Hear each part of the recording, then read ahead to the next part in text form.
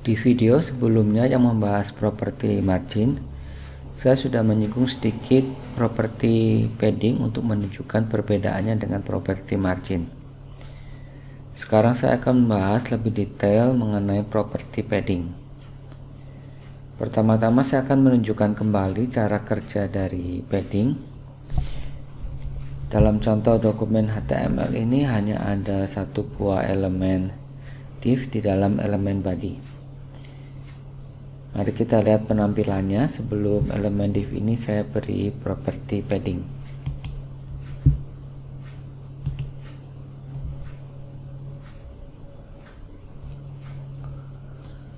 Oke, ini tampilannya. Sekarang saya akan tambahkan properti padding pada elemen div tersebut.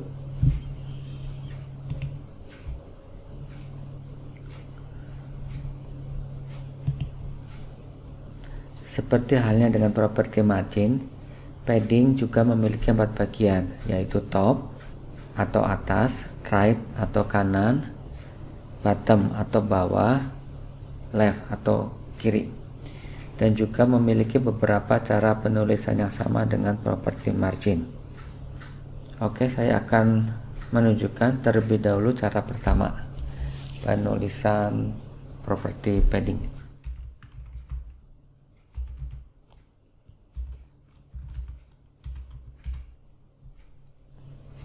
Ya, ini cara penulisan yang pertama. CSS ini berarti div memiliki nilai padding yang sama untuk top, right, bottom, dan left, yaitu masing-masing 50 px. Nilai yang bisa diisikan di dalam properti padding adalah sebagai berikut. Yang pertama yaitu satuan panjang.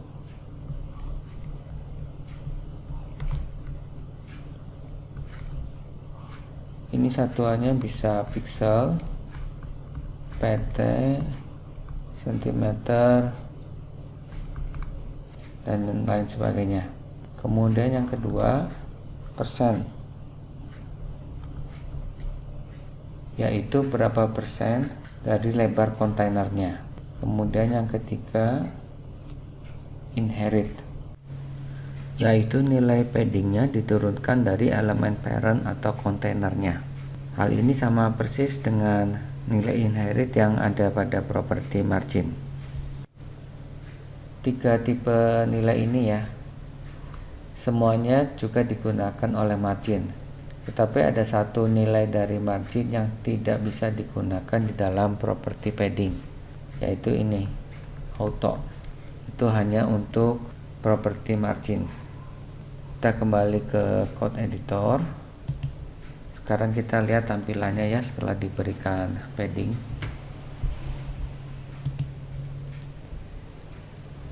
Ya, ini tampilannya. Jadi di 4 bagian ada ditambahkan space sebanyak 50 px. Itu cara penulisan yang pertama. Cara kedua dalam menulis padding adalah menuliskan satu persatu setiap bagiannya. Kayak misalkan seperti ini ya. Padding top 50 px. Kemudian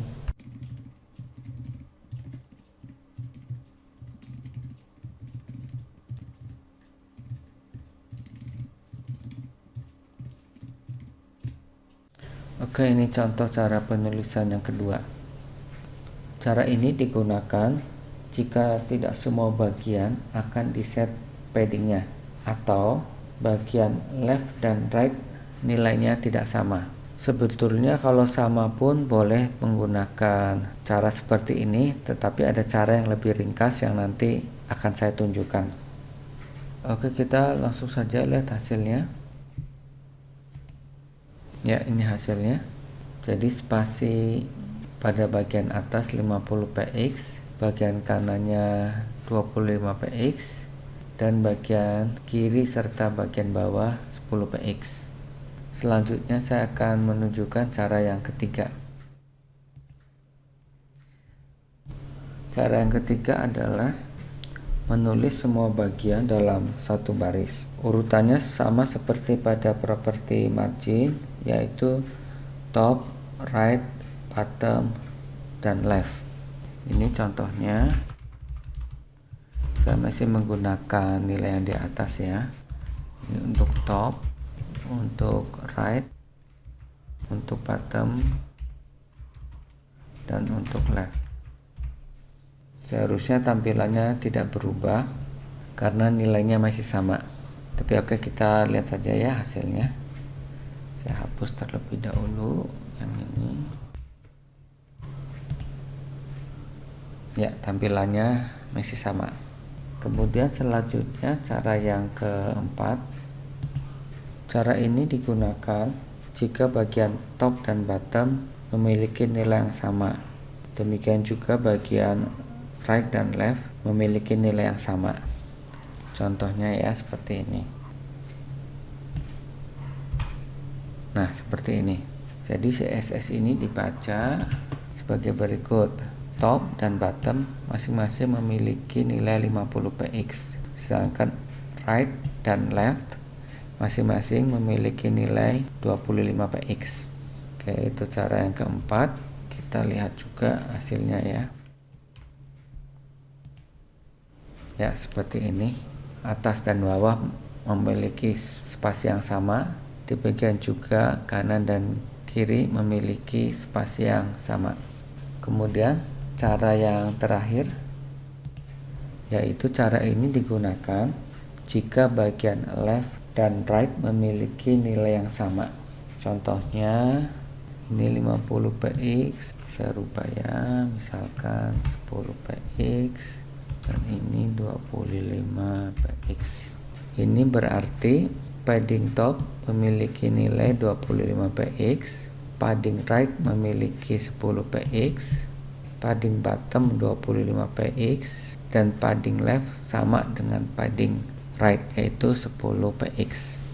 Oke, mari kita lihat hasilnya.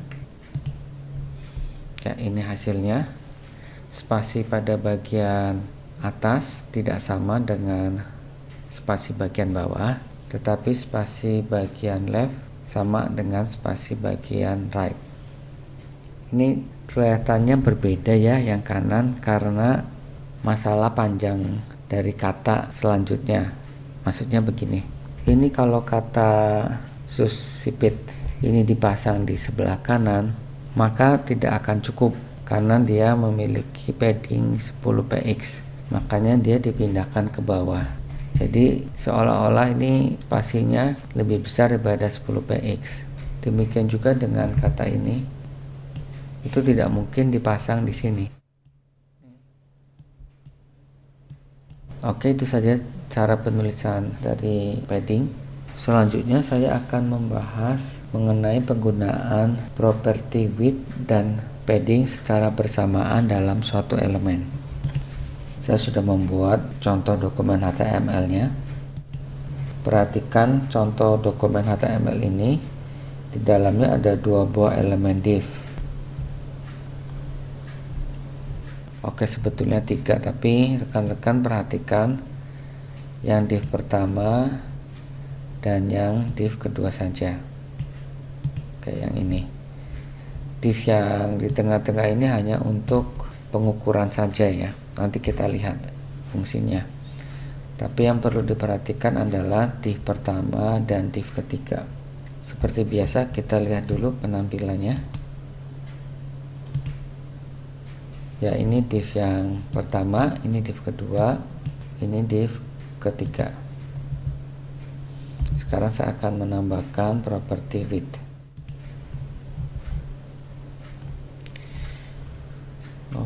Oke, ini saya perbaiki dulu sebentar yang ini ya, supaya tampilannya lebih bagus.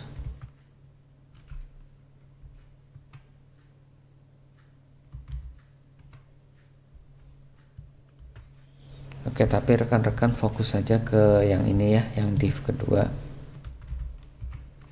Ini width-nya saya set misalkan 500 px.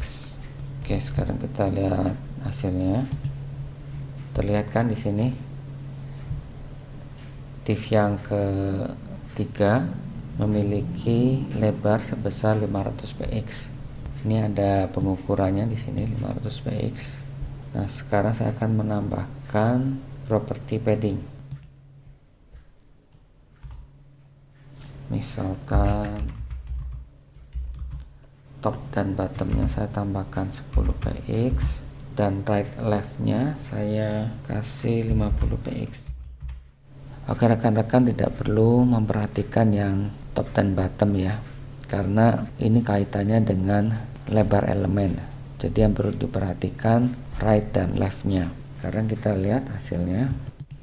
Ternyata lebar elemen yang ketiga sekarang menjadi 600 px.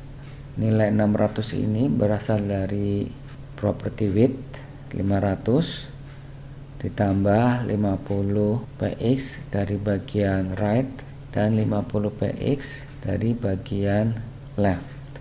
Jadi rekan-rekan harus hati-hati ketika menerapkan property width dan padding bersamaan, sebab jika tidak diperhitungkan mungkin ini akan merusak tampilan web secara keseluruhan. Ada satu cara agar lebarnya tetap 500 px walaupun ditambahkan padding, yaitu dengan menambahkan properti box sizing yang memiliki nilai border box. Kita lihat ya. Di sini akan saya tambahkan properti box sizing dan nilainya border box.